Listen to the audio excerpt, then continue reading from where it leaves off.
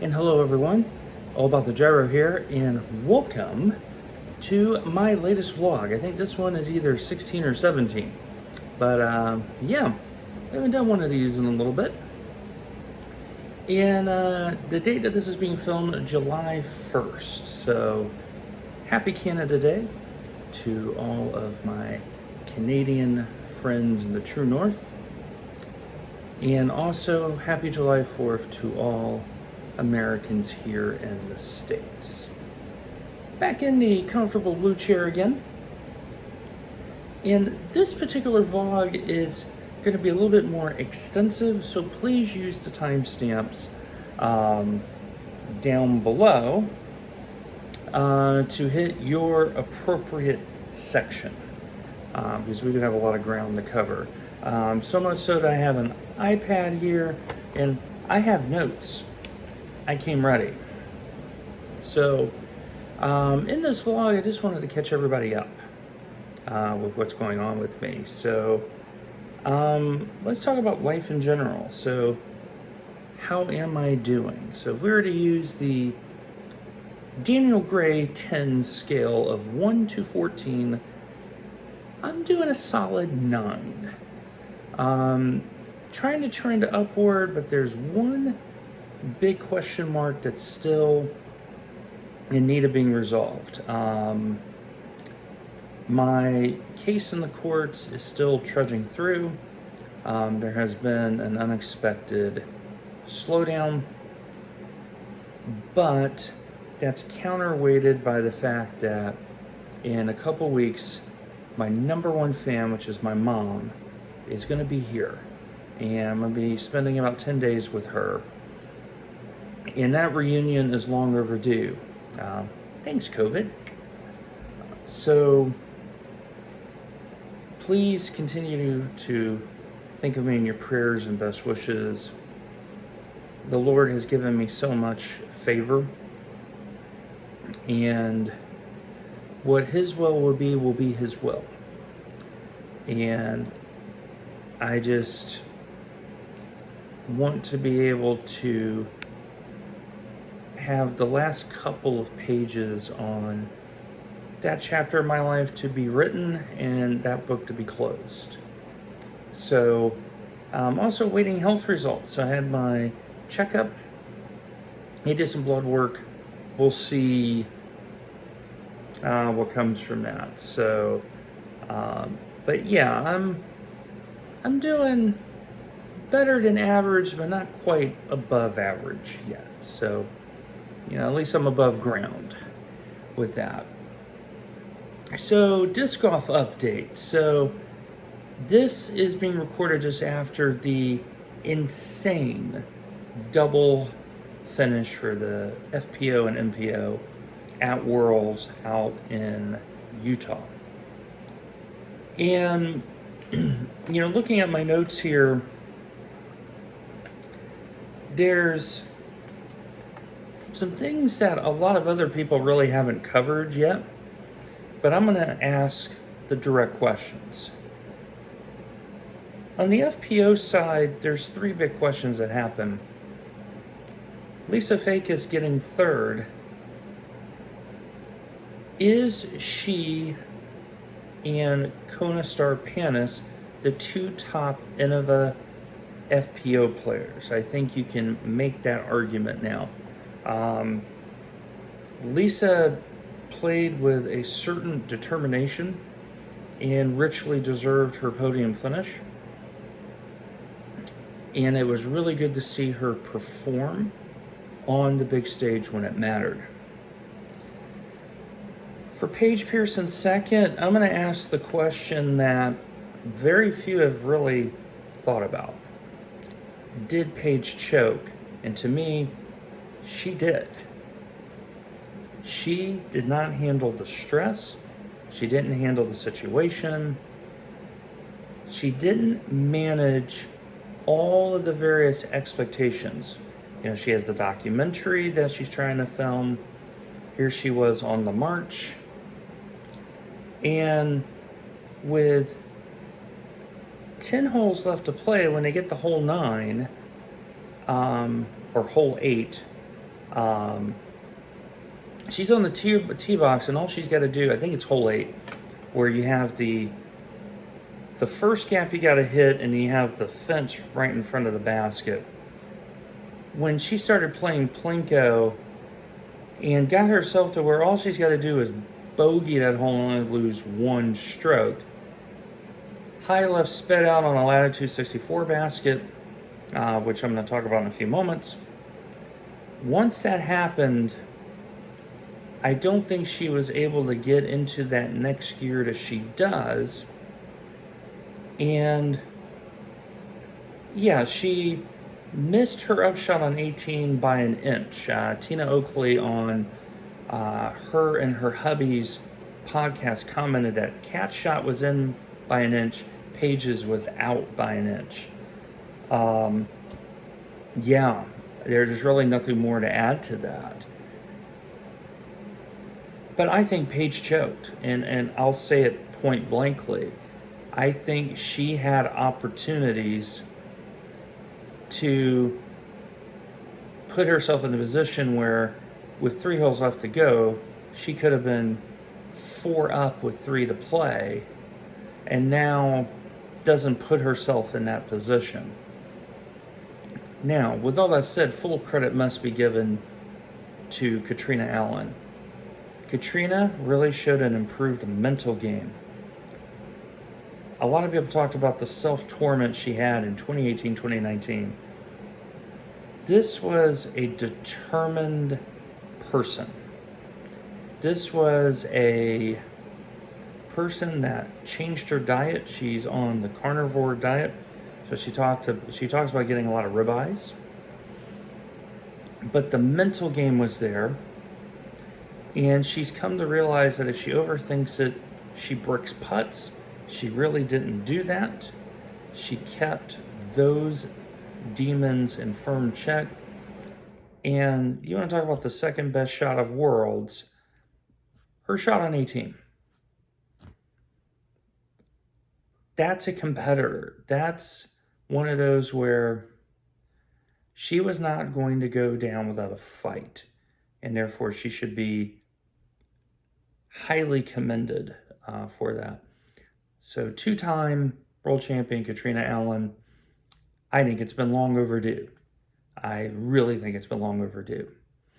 Honorable mention to Kristen Tatar. For coming all the way over here, back injury and all, and really grinding. And also Sarah Hokum for her ace.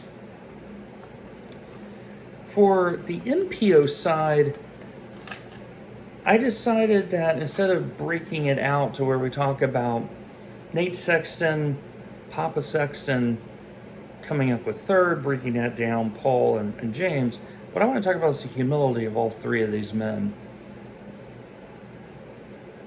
And they're at different points of their lives. And it had a very nice dynamic to me. Nate re-illustrated to me that he is still one of the elite players of the world. Hands down, he gave himself plenty of chances to win, and he has a lot to be proud of. A lot to be proud of. He upheld the Innova banner high. Paul, the same thing for Discraft. The way that Paul showed humility to James on his Instagram post, similar to how Paige showed humility to Katrina and hers, brought credit and honor to the game. He did nothing wrong on hole 18. There's no reason for him to ever go for it in that situation. It's a classic match play situation. He played it right, and anyone that says that he's different is quite bluntly arrogant and full of hubris, and should be shouted down from the rooftops. Paul didn't do anything wrong. When James barely clears the hazard on 18, Paul's play is exactly the sort of play that I would make. Put myself in a position where I have my most trusted upshot disc. He said he threw a zone on shot 3. Get the job done, claim number 6, and now the discussion of is he the greatest of all time really starts leaning more and more toward his favor. The fact that it took a throw-in and the way that he expressed his hurt in a very loving, congenial way to James, I think he did more to help his legacy, to be honest, even though he was second. And Paul is going to go out and smash, I think, because he's looking at this like it took a throw-in to stop me. And he is still, I don't care what anyone says, he's still the number 1 disc golfer in the world. He showed up. Eagle had some struggles. Kevin Jones was in the... what happens if Kevin Jones doesn't have that bad hole? We could be talking about an all-prodigy World Championship core with Kevin Jones at a young age. I think he's only 22 or 23, being a world champion. Think about that. But I want to spare a thought for James. And James Conrad can now say, I am one of the elite disc golfers of the world.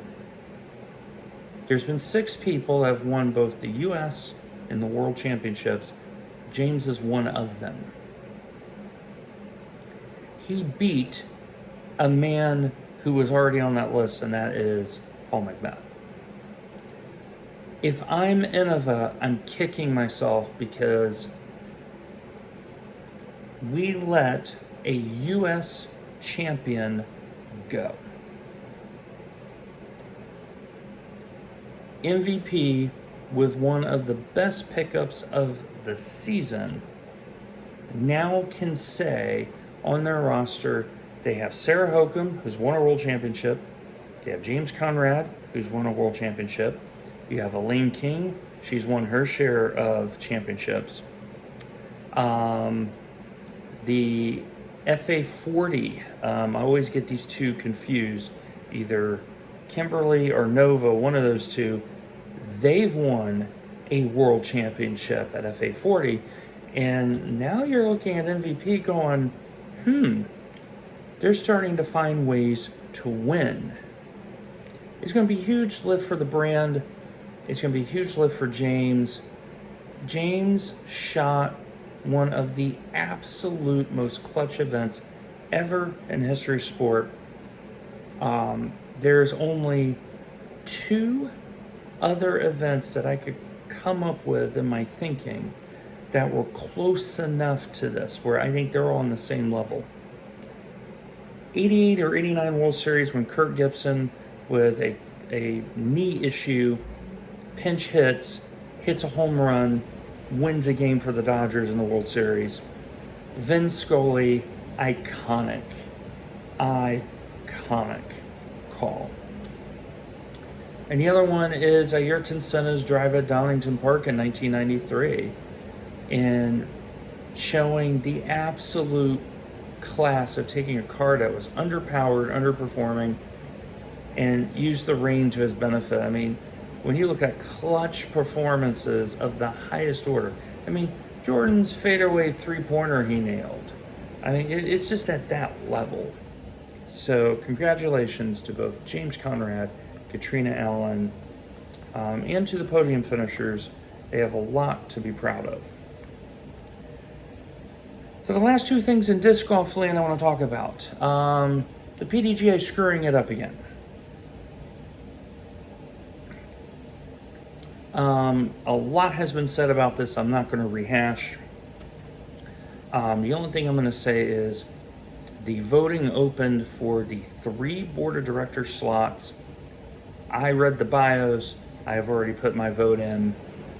I encourage you to get on the Disc Golf Guys YouTube channel. Listen to all 8, I believe, candidates. Read their bios. Watch that interview.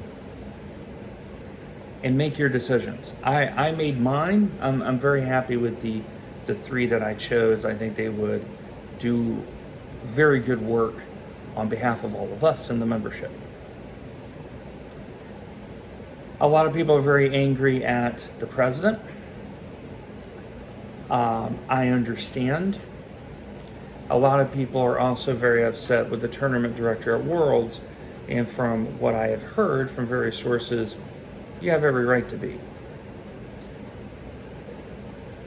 Disc golf has taken off. The Disc Golf Pro Tour has elevated the standard. It's made the product better. The PDGA now has to respond. It's that simple. Lastly, I want to talk about how my 2023 attempt is going. So my back is doing a lot better. My hips are doing a lot better. I am getting into better health that way. I'm getting into better shape. I am attempting to do it with an all MVP bag.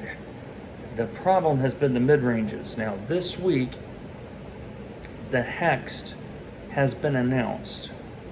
That mold will go directly in my bag, and it will help begin to solve the mid-range issues that I have.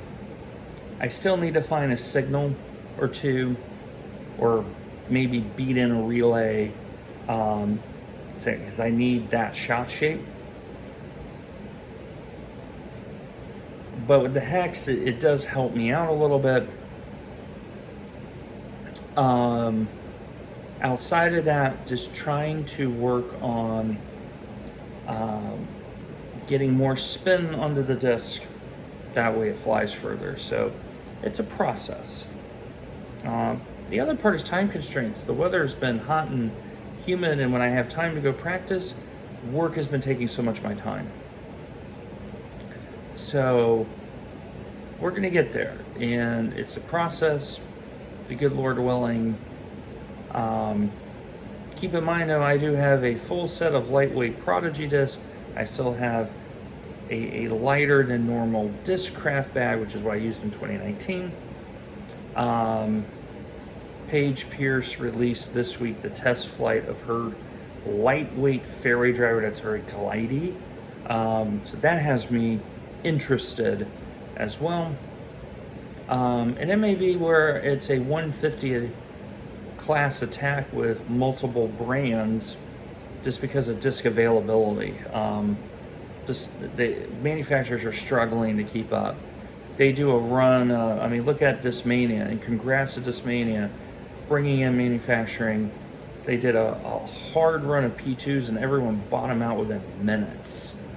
So, well done to UC and his crew on that. So, all right, the last big part, and most of you have probably waited to this big part. Let's talk iRacing. So, let me give you the TLDR before I get into the breakdown. And that is 241. And that is the number of points of iRating I've gone up in 3 weeks on the service. And when you look at the numbers, and when I go through the series, you'll see why. I'm getting rewarded for the mindset I've always had, because now I'm in the right series. It's actually been fun for the most part. There's one minor exception, but when you hear it, you'll understand why. And so, yeah, choosing the right series definitely matters. And one of the things that I'm realizing for myself is you run for championships and niche series, you run for iRating in the popular series. So let's talk about the big gainers and big losers. So I'm going to do this in order from biggest loser to biggest gainer. And this is how I definitely did not foresee this order when I started here of where I would be at after 3 weeks. So far, the biggest loser, and I'm reading from my notes here, so if you see me look down, that's what I'm looking at, is GT3 Fixed. So we've done 4 races in GT3 Fixed. Brands Hatch we did twice. And we are a net 49 points to the red. That means we've lost 49 points. And what I'm realizing is with that series, you have to get your race in early in the week before people learn the track. Once people learn the track, it becomes significantly much harder. Same thing can be said for VRS Sprints, which we will talk about momentarily. And the thing about 20-minute sprint races is the Maka is definitely well suited for that because the front tire fall off isn't happening. And so there's a certain zen that I've been trying to impose, and that is let people make the mistakes in front of me, get into the race rhythm as quickly as I can, and then fight for my position. And that so far seems to be working out. Now that my I rating is 1211 is my I rating. I started at 970 this season. So we've been doing the job. We've been doing the job. That philosophy may pay off a little more because now I'm getting into that next tier of hyper-aggression versus relaxed. But we'll see. We'll see how it plays out. So for those, we lost 13 points at Road Atlanta. We lost 41 at Hockenheim. And we gained 5 at Brands Hatch, albeit racing it twice. Road Atlanta was a little bit of argy-bargy. You know, it happens. Errors were made. Hockenheim, the Maka was not very good. It was struggling with front-end grip and feel. Brands is much more of a Maka circuit. First time I just put a tire on the grass, hit the wall, and meatballed. Race over from a very good position. And so when I went back and did it the second time, I was in a similar position, but this time I showed a little bit of determination, a little bit of good racecraft, forced errors behind me, got the car over the line. So I was pretty happy about that. And the thing about I like the Mach is the gearing is a little bit shorter, so it's definitely keen for more of a point and click style. Hard acceleration, it really suits me. Now, VRS Sprint. So GT3 Fixed is 20 minutes. VRS Sprint is double that at 40. So my score so far, plus 54 at Road Atlanta. That was the race where we put the high downforce, high rake special on. People were wrecking everywhere. We just got the P8 in a full 29 car field. That's how we scored 54. Hockenheim, we were P14, and then we lost 69 points. One race at Brands. Martini Lamborghini misjudged an overtaking spot heading out to Sterling's, that complex, you know, Westfield, Sheen, Sterling's, the first right-hander when he after the long straight. I was on the brakes, he misjudged it, tapped me, and just punted me right off. The poor guy, I think, felt so bad that he was the next guy to disconnect. I wrote a very, very calm message saying, you know, this is not an overtaking spot. Please learn this. Please learn from this. And I think he did. But in VRS, what I'm noticing is there's a lot more crash and bash that seems to go on versus the fix. For some reason, I've been in the fix races haven't been nearly as challenging to manage on the first 3 laps versus VRS. Like, for some reason, everyone is even more hyper aggressive than VRS. And now that I'm getting up in I rating, expectation management is going to be very important, because sooner or later and most of the time I've been at about 1400 I rating in terms of pace. It's where can I find the next 3 to 5 tenths? Because if I do that, now I jump to the next big level in terms of I rating.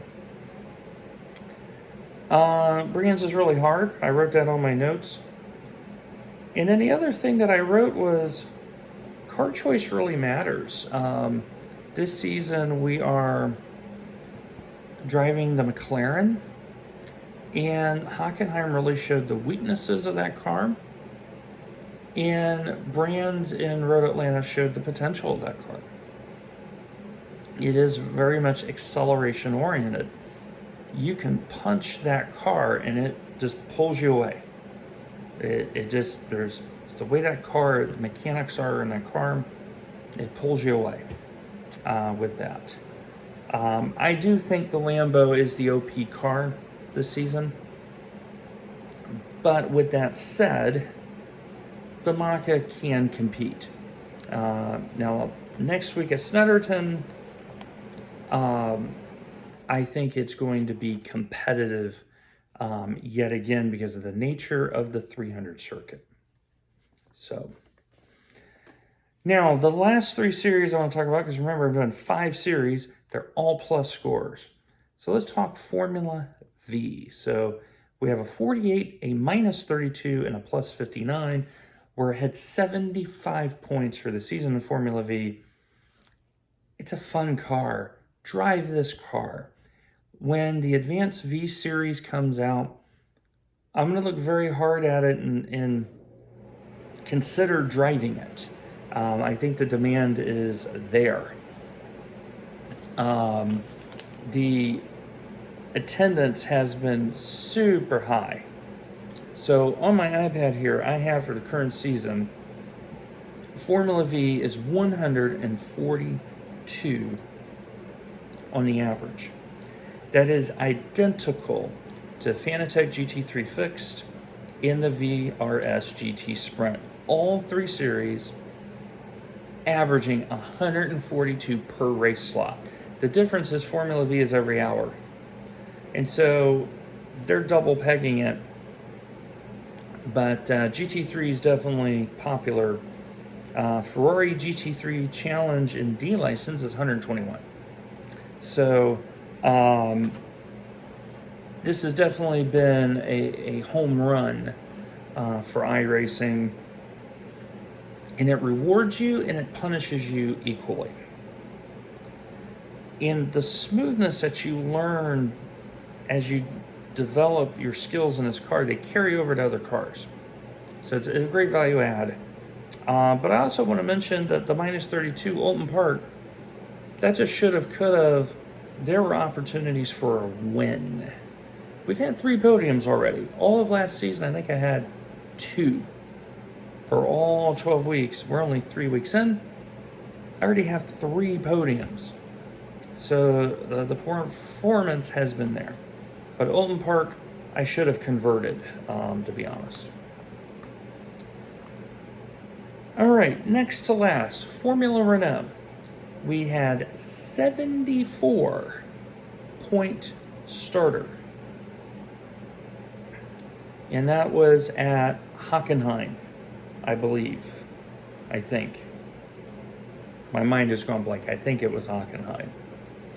We took a drop week at Laguna Seca, and then Imola, which I recorded on Twitch yesterday, we went plus 9. So 83 points. And in Formula Renault, setups really matter. This car is now more and more sensitive to setups than before. Tire management, how the tires heat up, how hot tires interact with your setup versus cold tires interact versus middle of the race interact. You definitely, to get your best scores, you have to spend some time. And I have not quite spent the time I need to. I recognize that Imola really was very hard for me. But setups really matter. I did a practice today with Phil Dane's Craig Setup Shop's set, and now I understood better why he set the car that way. It had a little bit more downforce. I drove the Majors garage setup yesterday. Very different philosophy, but it was good that I drove that, because Imola in this car, you have to figure out, are you going to trim it out because of all the straight line running, or are you going to put max swing and give yourself all the corner speed? Two very good philosophies there, but we're plus 83 so far. Now, lastly, and this has been the surprise of the season, the IMSA Michelin Pilot Challenge. So here are my scores. Minus 26, that's from Red Bull Ring. Plus 77, that is from Hockenheim. And I ended up 4th. And then 71 for a second place finish. And you're going to see that race in a few days here on the channel. Second place at Watkins Glen, the Boot. This has been the surprise series. Now, when I started the series, I said I'm going to drive all McLarens. The 570 and GT4, the Maka, MP4, and GT3. Then Red Bull Ring happened. And I realized the McLaren was not the right car. I didn't like how it drove. I feel it's a little bit lacking in the engine department. It doesn't quite have that punch. And the Cayman, even with 15 kilos of weight, it's still a fantastic car. It's still a top 5 car in the service. So I did the BMW GT4 as a last-ditch effort. Like, if I wasn't happy with that car, I would have ditched the series. And what I realized from Hockenheim and Watkins Glen kind of reinforced this, is my driving style needs a car that has high torque motor. As it pulls me out of the corners, the BMW has that in spades. That P2 at Watkins Glen, I was very, very happy with that result. We're up 122 points so far. And in the BMW, you have to be smooth. You cannot overdrive the front, or you're going to kill the tires. But if you drive it the way you need to, it has excellent straight line speed.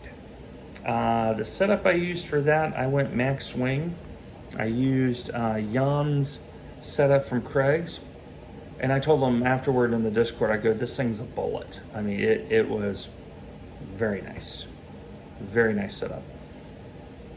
So there's going to be some expectation management here too. And I think in all my series, I'm expecting to get to a point where it's like, okay, the speed differential is going to be noticeable.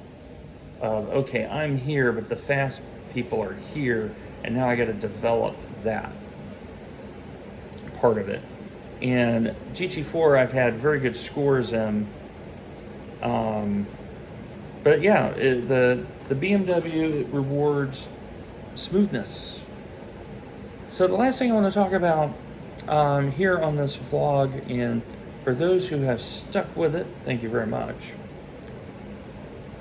I want to do the first averages and read off here from my iPad from iRacingStats.com some of the more popular series and see how things are going. So as aforementioned, GT3 fixed, Formula V, VRS are going gangbusters as ever. It's very well populated, very popular. Ferrari GT3 fixed, popular as ever, they're at 121. Now let's talk about IMSA. IMSA, this is the big boy IMSA, the Haggerty iRacing series. They are averaging 81, but that number is very, very deceiving. At the time of this, which is Thursday evening Nashville time, they're at Mosport this week, that's averaging right at 40, give or take. and Kansas averaged right at 30. That means, looking at this particular number, Watkins Glen was averaging 150 to 160 per, and that's because of the 6 hours. So don't read too much into this 81. They're getting into the middle part of the schedule, which is the SR killer.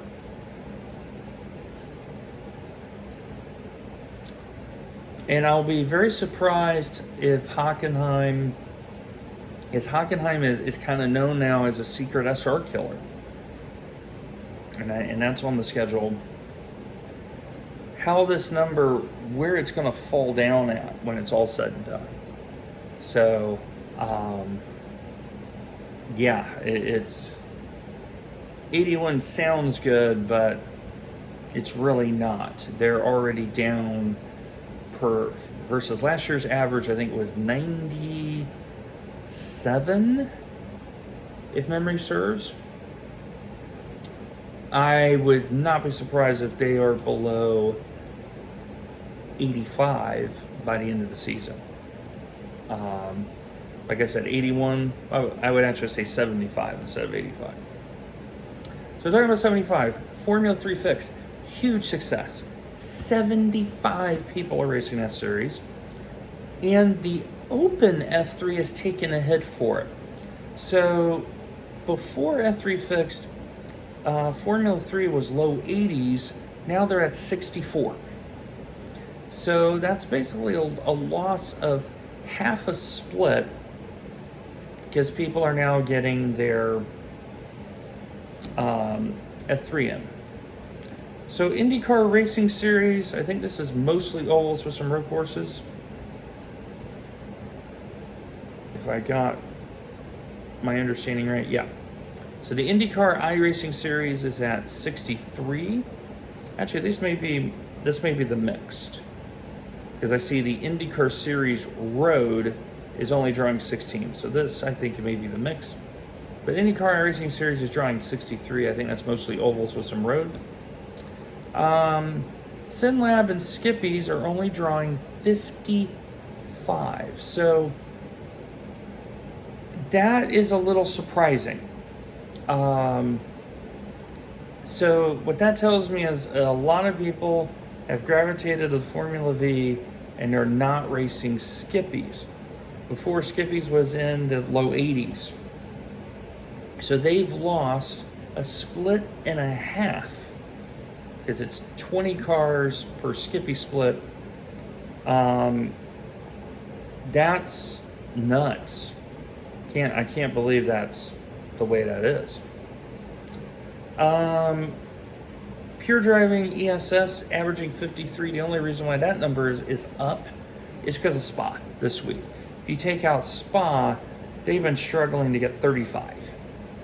The LMP2 Prototype Challenge is taking 51 drivers, and so that has been a success. The Michelin Pilot Challenge is up a couple people. They are also at 51. And so is the Porsche iRacing Cup. So the P Cup, all three of those series are healthy series. They are splitting. But where are you taking away from? It looks like some of it's from F3, some of it's from European Sprint, and some of it's from Radical. Radical is down at 47. They were last year in the low 60s. Advanced Miles is at 33. USF 2000s had an uptick in participation, 31 for the season. And that's because they had Charlotte Oval, so that really helped their numbers. They had another free track in first week. So I'd be curious to see how that number is, but it's good that at least they've gotten some participation. Speg Racer Ford is at 31, so the new car. Also, they schedule Nords. So they've had an increase in participation as well. Formula Renault is at 30. The Formula 3.5 is averaging 22. The BMW 12.0 Challenge, they've dropped off. They're now at the same level of TCR 14. Indy Pro 2000 averaging 11. So the F3 fix really has hurt Indy Pro, which is very disappointing. Supercar Series on non-Australian servers is averaging 7. They were averaging a lot more last season. The Formula IR is still very low, averaging 6.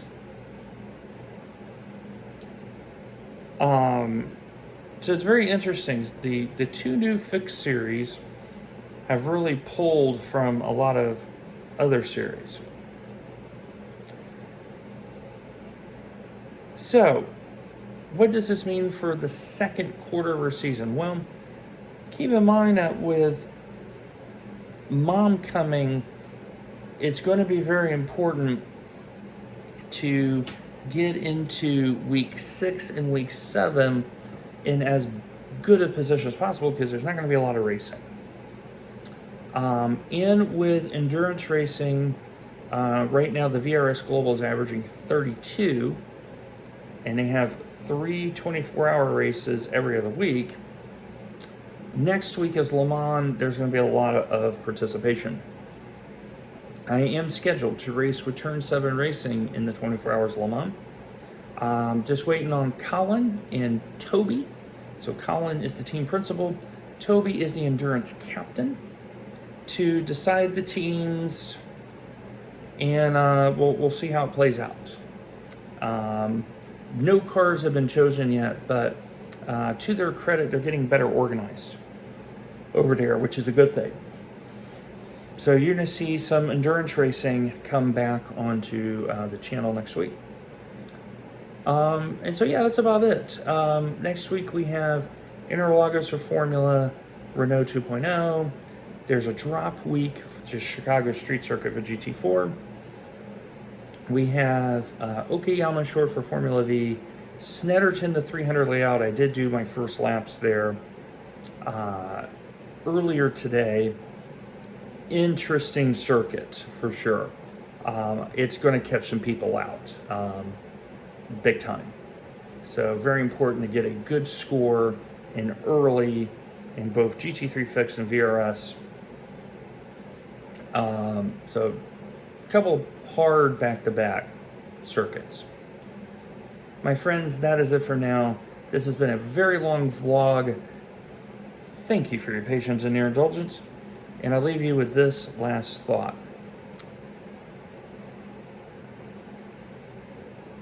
We are not just the captains of our fate, we are also the crew of said fate.